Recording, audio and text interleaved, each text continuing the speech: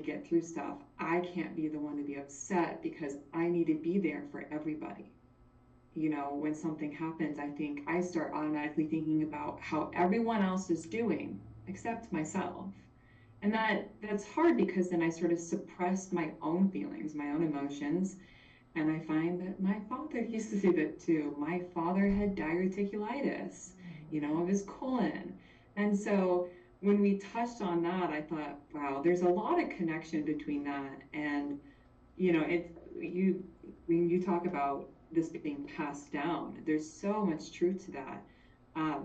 When we talk about genetics and so forth, we pass down coded information about our body into our genes and our cells so that future generations will know how to handle X traumas. And it could be an intolerance to something, but we want the generation forward to know how to deal with that. And so it makes complete sense to think that emotional component is also going to be there because it wants to know what kind of atmosphere and what kind of environment it's going to be entering into, so it knows how to armor or handle or deal with that going forward. And so yeah, it's such an interesting relationship that those two play together. And when we talked about that, I thought, wow, yeah, my father had to do that. And we also said we think of our parents in some way when we're younger, and we get older and we think, oh, they're just children like us too. They're still trying to figure it out, and they're still trying to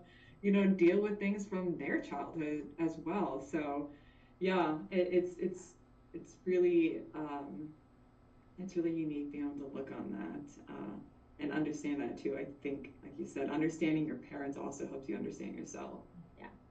And when you can take that step back and look at them, look at their surroundings, how they grew up, what are they probably dealing with that we don't know about, and looking them as they're a separate human being, an energetic being, and we're also connected. And so if we're picking up on that energy too, and so we have to remember that too.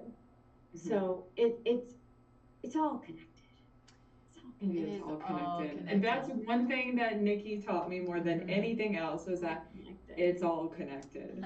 It never does anything on its own just because it wants to. And that's what I had a hard time with. I don't want to take just completely shame the medical industry, because I think there's some profound work and some advancements and so forth, and time and place for everything that people in the medical industry do. But the component to me that was hardest was treating different pieces of the body like their own piece. But that's we have found that so much. Yeah, it is. And yeah, I think there's so much connection between all of it. Yeah.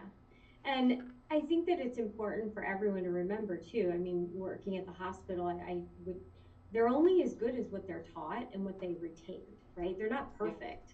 They're not machines, and we don't want machines treating us anyway.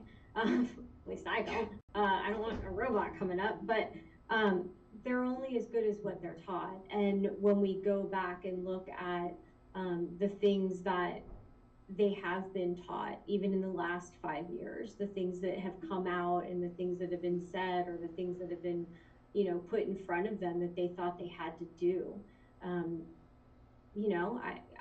I give them grace and patience. They thought they were doing what was right. I don't think anybody, well, there's probably some with ill intent. I don't think everybody was doing it just because of love. There was definitely some that were doing things out of fear, and probably some ill intent. But we have to see the good in people, and we have to remember that everyone, when we were born pure. We were born pure. And the things that happened to us, and that's what I mean by pure, is we were, just these little bundles of joy, and we had to learn about pain and suffering and anger and lack and limiting beliefs, and all of that was taught to us or passed down to us. And now it's time for us to unlearn those things so that our body can respond to that instead of the fight and flight, instead of the trauma, instead of all of that. We have to kind of go cleanse and let that stuff go, which is challenging. Mm-hmm. And also forgiving, forgiving that, whether it's yourself, that you were judging someone else, and letting go of control. And because that's another thing. We can beat ourselves up, and, oh, I was so controlling, or I was so this, or I was so that, and I caused you. Just be you, and just accept all of you and who you are, and what your body is too.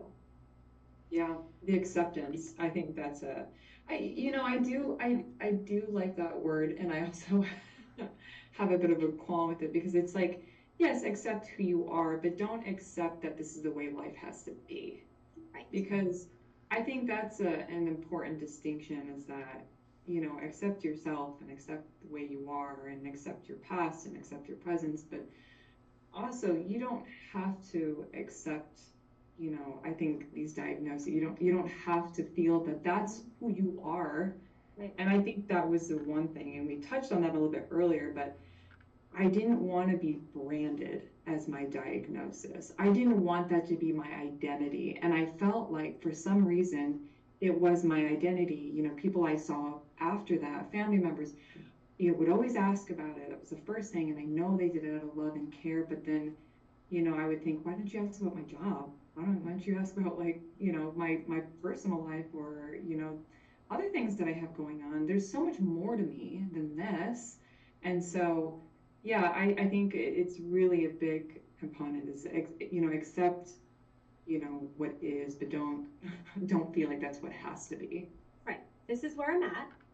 And Yeah. now how am I going to respond to that versus, the reaction of others, and love your body, love even your diagnosis, because no matter what, there's a reason for it. And whether it's to bring things to light that you can clean up within yourself energetically, so that down the road you're not passing this on, or you're not creating situations in your life that you don't want. And that's why this is so important. But there's a lot of things that we have to unlearn in order to be the healthiest energetic version of ourselves. Okay, ladies. Yeah. This is so good. I have patients I have to go see. We don't want to keep them. Got it. This is so good. And I'm sorry, I really didn't want to interrupt, but I do need to wrap it up for a number of reasons. But you two are amazing. I mean, thank you so much. This was so good. I think it's so beneficial for people to hear that you could go through junk, and you can get to the other side bigger and better, and still becoming the person you are meant to be, right? And building your team of people who you can trust, so you can continue to build and be that person you're meant to be. So good. Michelle, real quick, let everybody know where they can find you.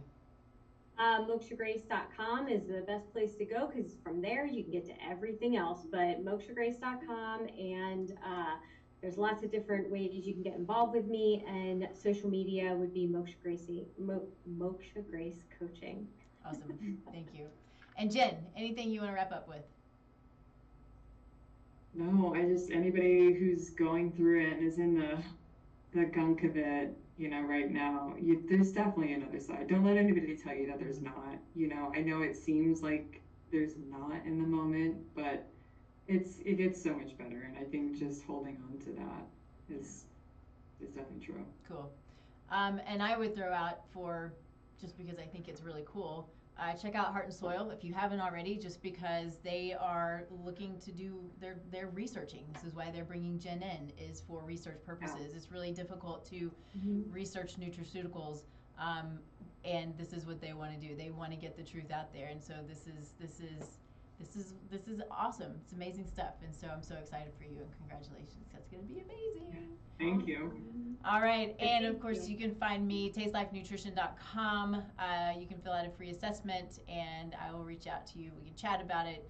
You can also find me at Immuno Wellness in Cherry Creek, and then of course here every Thursday streaming live 10 a.m. Mountain Time at the amazing KUHSdenver.com, and then we're uploaded to all of the podcasting sites, so you can check it out there as well. So if you know anybody who's been struggling, I would ask that you take this and you share it, because this is something that that people need to know, they need to hear, and know that there is another side, and things get better, and your diagnosis is not you.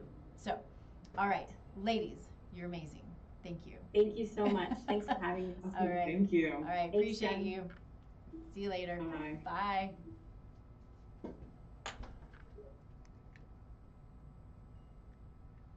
Bye. Okay, bye.